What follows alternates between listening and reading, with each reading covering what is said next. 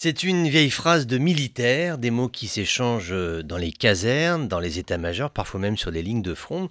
Elle dit ceci: commander, c'est vivre dans le regard de ses hommes. Je répète, commander, c'est vivre dans le regard de ses hommes. En tant que président de la République française, ce devait être le cas hier soir pour Emmanuel Macron. Regarder le peuple dans les yeux, non pour abonder en son sens, mais dire ce qui lui semble être bon pour le pays, que les violences s'arrêtent, que la politique reprenne ses droits. Le président s'y est employé. Est-ce que son message a été entendu?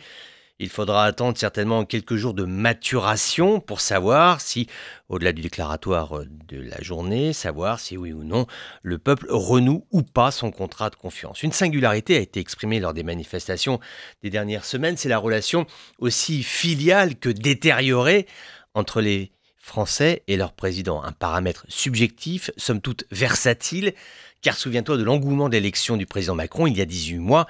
La France l'a élu, la France y a cru. Il s'est passé quelque chose de fort. Pour la première fois, les Français ont su qu'ils avaient mis à l'Élysée quelqu'un qui allait réformer cette fois-ci profondément le pays. Tu noteras que la prestation présidentielle d'hier soir à la télévision, prestation qui était loin d'être simple, s'est attachée à donner un langage de vérité, somme toute de sincérité, essayant de renouer avec les déçus du macronisme, avoir autant que faire se peut un langage de générosité. La France ne peut pas continuer ainsi, les grèves, la casse, les magasins vides à quelques semaines de Noël, les entreprises pour certaines tournant au ralenti, l'image de la France détériorée à travers le monde.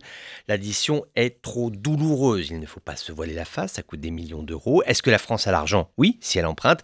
Est-ce qu'on pourrait en faire autre chose? Oui, car il y a des urgences sociales. Alors pour revenir à cette notion de commandement, vivre, c'est exister dans le regard de ces hommes, des siens. Cela consiste parfois à dire des choses que les gens ne veulent pas entendre, décider alors que l'on sait que ce ne sera pas compris, commander, cela consiste à voir loin quand les autres voient court.